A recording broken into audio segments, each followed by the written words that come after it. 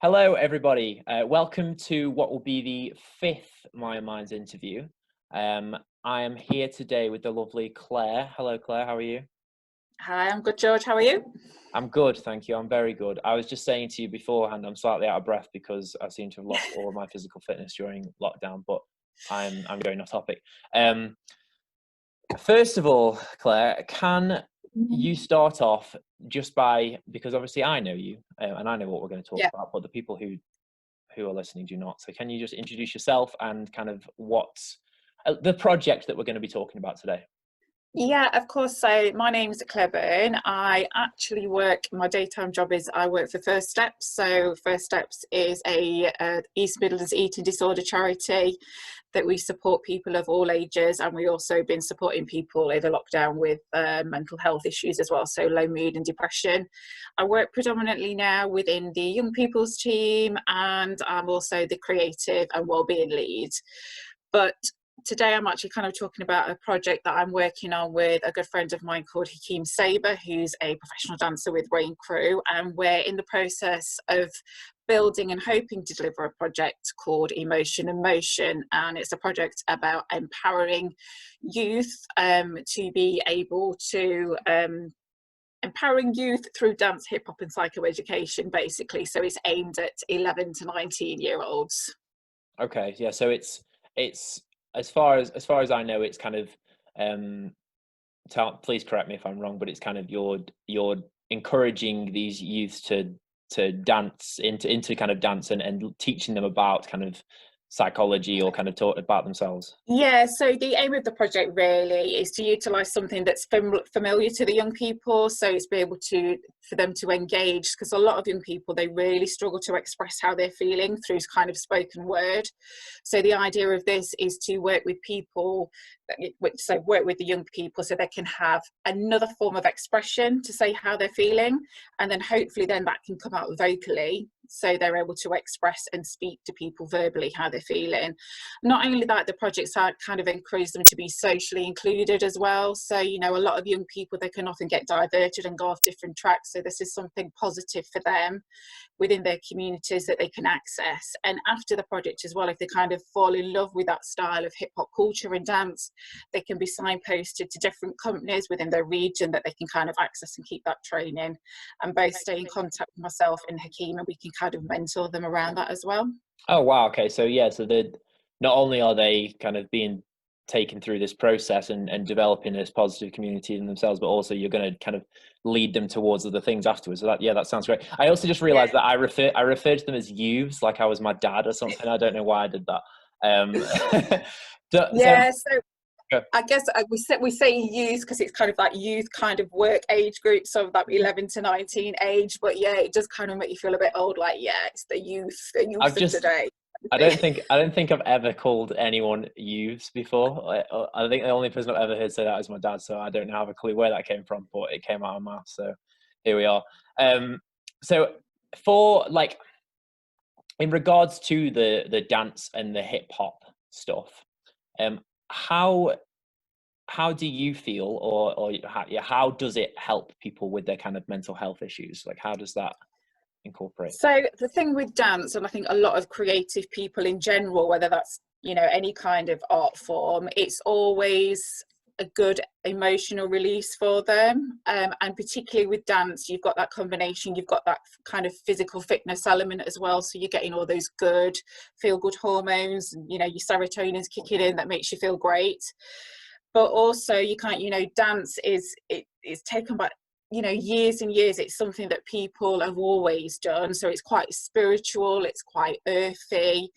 And you know, it stems from emotion, is that word that, you know, from that Latin terminology imove, and basically that means to move it, move out or move through. So kind of in essence, that movement is that you know, going to the core of expressing yourself in some shape or form, whether to make you feel better and have that emotional release, but also, you know, the audience that watching. There's one thing about dance: when you watch it, it tells a story, it's very moving, and it really draws people in as well.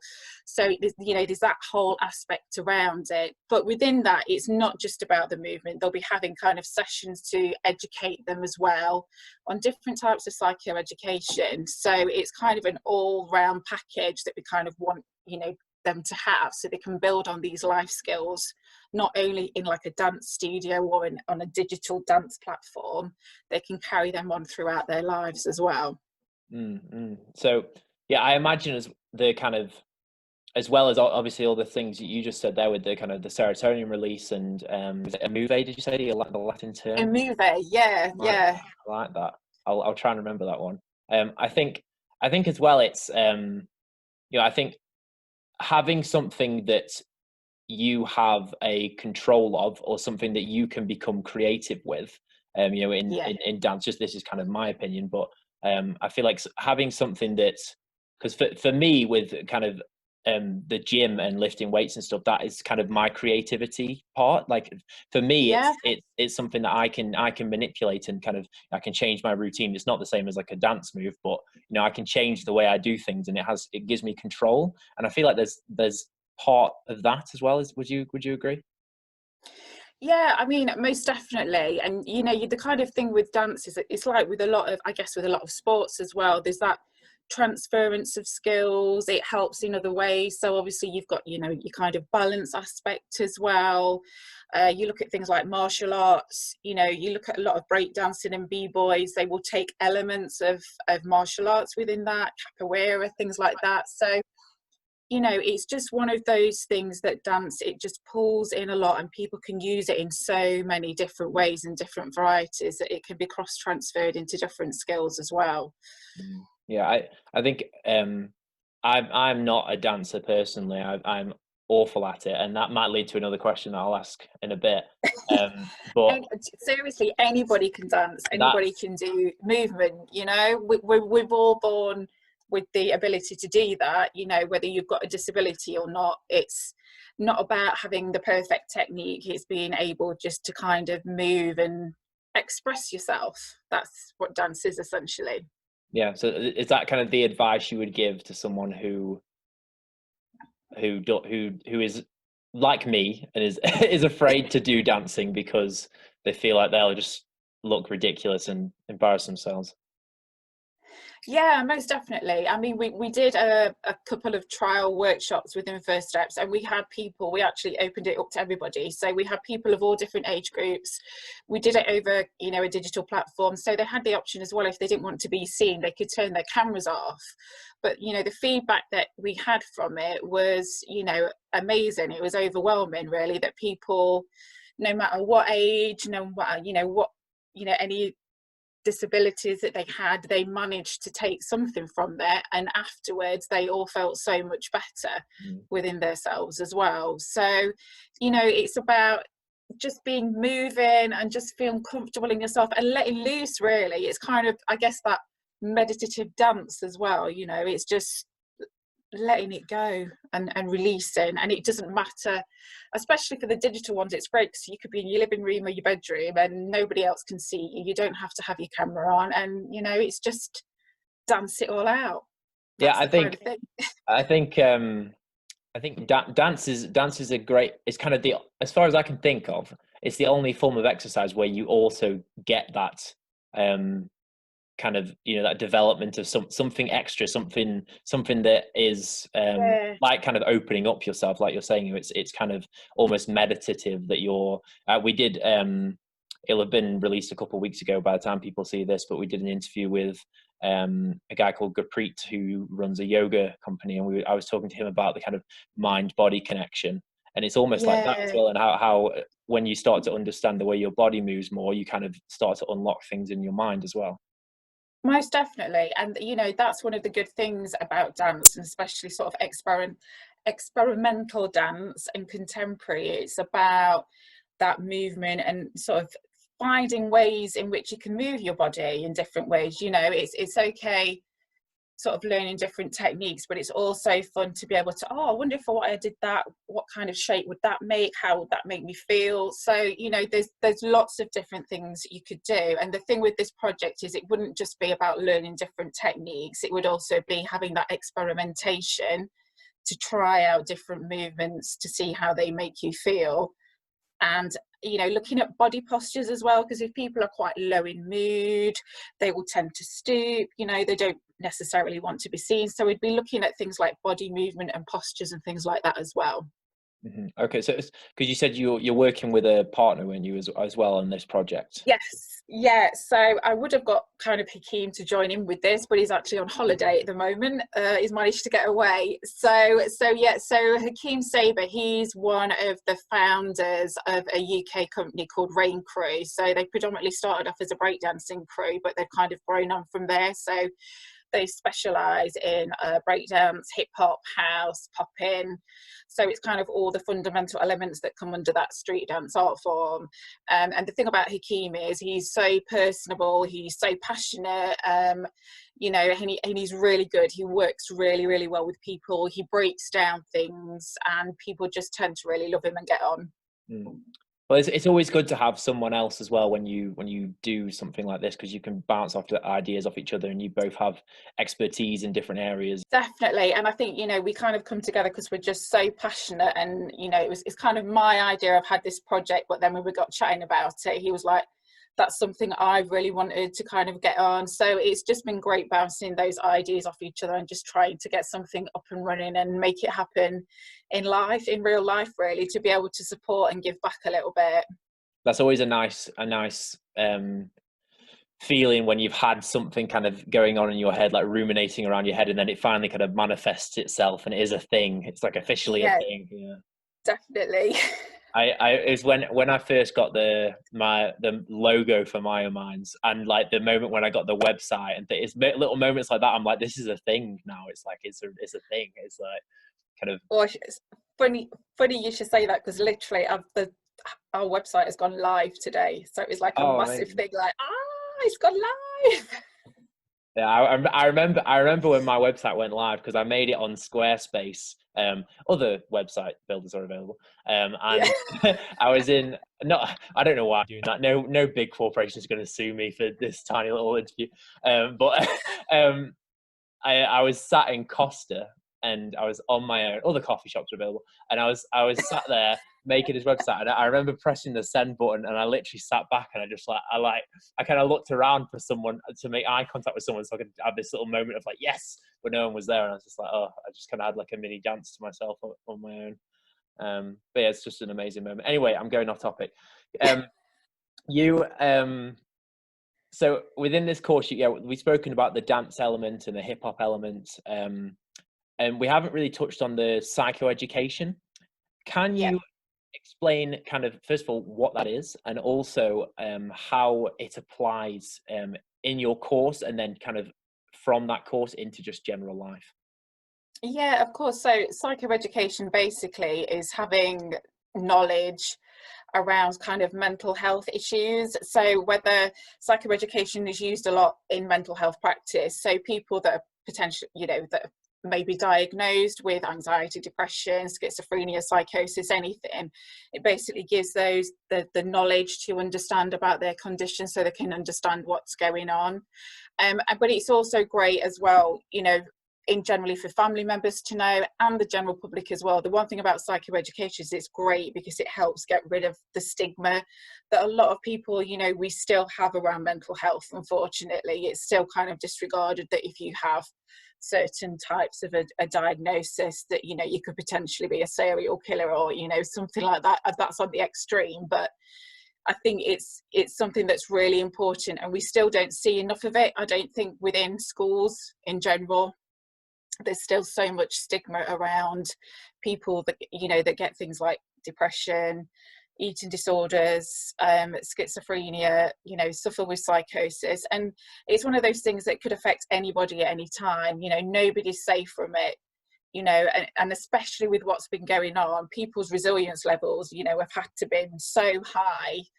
It really struggles, and I'm sure you've seen, and we've definitely seen that since COVID, people's mental health has really, really suffered, because people have found it really hard to be socially isolated, just being cooped up in their homes. And you know, it's not natural as human beings. We're kind of a species that we need to be around other people and have that engagement. So it's just really important that we have that understanding about different things and how we can support others and how they can support themselves as well. Yeah, I agree with you. The kind of education around mental health is, I feel like it's one of those things that's said, it's almost, it's like a cliche. Like it's said, it's become a cliche because it's been said so often that mental health like they need more education about mental health.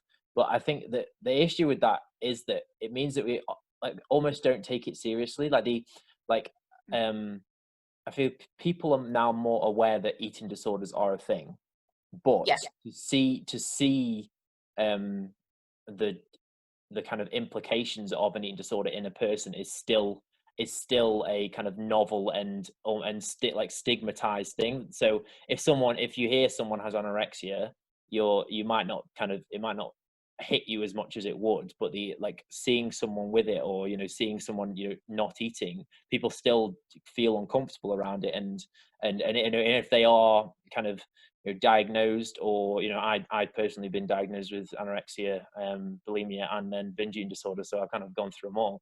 um there is some, like, especially when I was diagnosed with anorexia, being a guy, like I was, like, it was yeah, kind of traumatizing. Like I felt like, because I thought, that's a girl's thing, like and obviously it's not. I know it isn't now, but at the time it was kind of, I'd heard about eating disorders, but I didn't really understand them. yeah. And that's the thing. I mean, I had anorexia as a teen, and then I had bulimia as well. So, and I think it's, the thing with eating disorders, we always talk about, you've got that eating disorder voice, and I think that never ever really goes away, but it's learning to manage it and battle it and kind of suppress it when you can hear it creeping in. And I think, the thing with eating disorders, it's an unhealthy coping mechanism that kind of manifests for lots of different areas in your life, or things that are causing a problem. It's something that we can have control over, and it's something personal to us, and I think everybody's journey and story is completely different.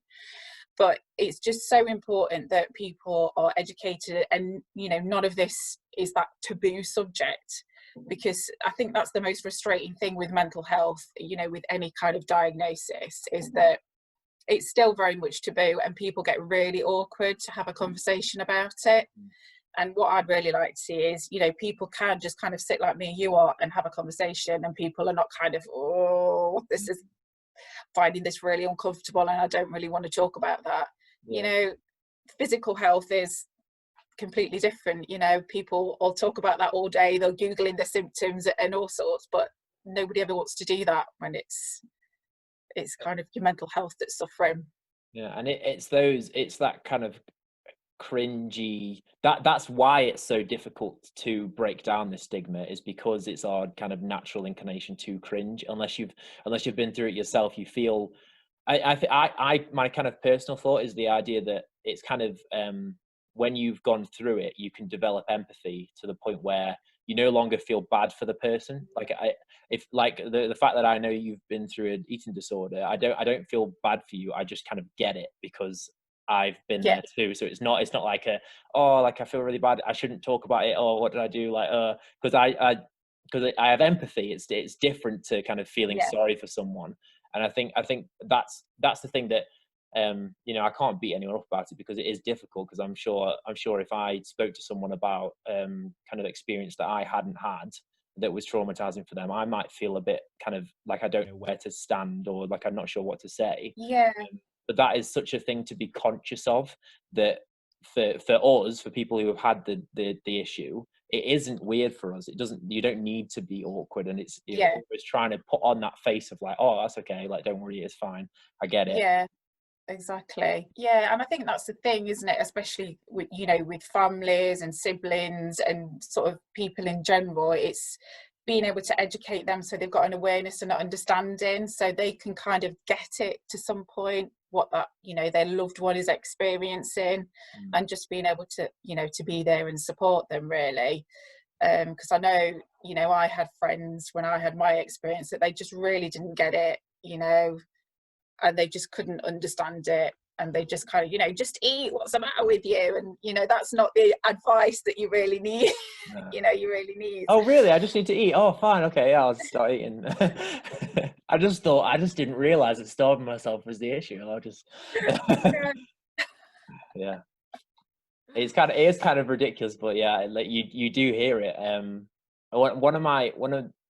This is kind of, I feel like when I say it to people, unless they've had an eating disorder, they don't normally kind of get the shock reaction. But I once had, I went into the doctors for something unrelated to an eating disorder, and it came up on his screen that I'd been diagnosed with an eating disorder, and he said, "Oh, it says here you got an eating disorder," and I went, yeah, yeah. And he said, "You don't look like you got an eating disorder."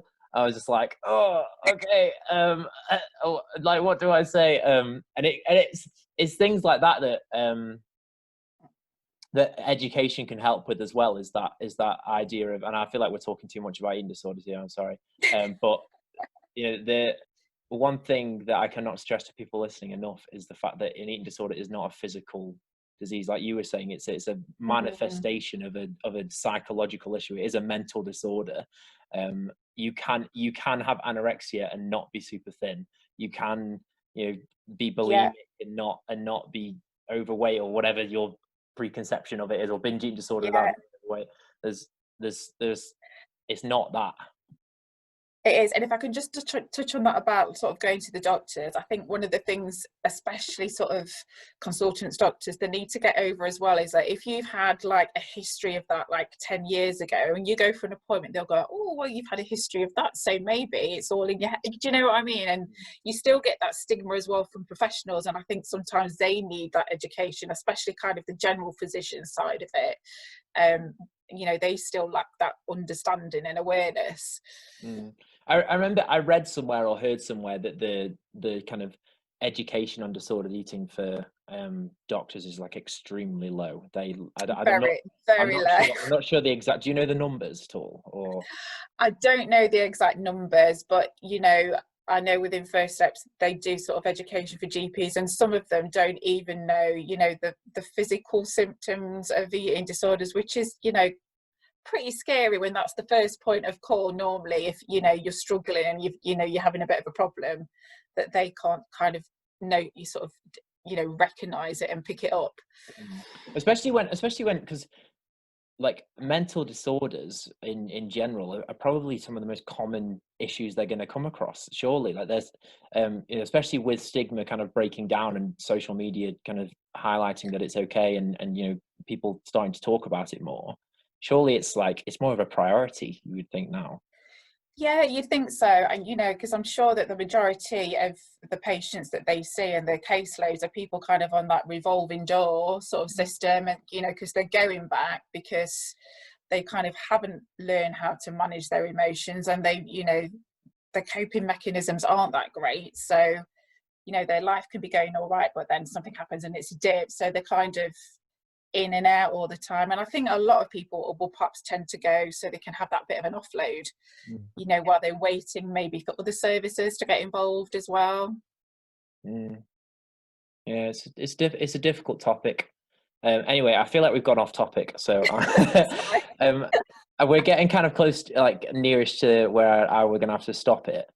Can you kind of tell us roughly when is your kind of project fully kicking off, and how people can get in touch or whatever? Yeah, so at the moment we are trying to secure some funding so we can run this project, or if there's any people that would be interested in donating or helping us kind of get this project up and running, that would be amazing too. We're also doing an option where people could potentially self-fund if they wanted young people to get involved. But you can, if you're wanting some more information, you can. We are on Facebook, Instagram, and as I said, we've now got the website up and running. So Facebook and Instagram, I just need to double check because it's kind of all new what it is. So I will tag it all below anyway, so yes. people will see it. Facebook and Instagram, it's at EmotionInMotion.empowerment. And then the website is www.emotion-in-motion.org, and you can drop us an email at contact@emotion-in-motion.org as well. But there's quite a bit of stuff on the website, but please get in touch as well. Fantastic. And like I said, I will put all the tags kind of below any little clips or this whole interview. They'll all just be there so people can click on them below. Fab. Awesome. I think we will wrap it up there. So thank you very much, Claire, for this interview. No, thank you. I waffled again. I'm like, oh, I'm forgetting what I need to say. No, you did fantastic. I think we did great. I hope everyone listening enjoyed. We went a little bit off topic, but I think we got everything in. Are you happy with everything you spoke about? Yeah, that's great. Thank you very much. Awesome. Well, everyone, thank you so much for watching again or for the first time. And yeah, make sure you check out myminds.com. Bye.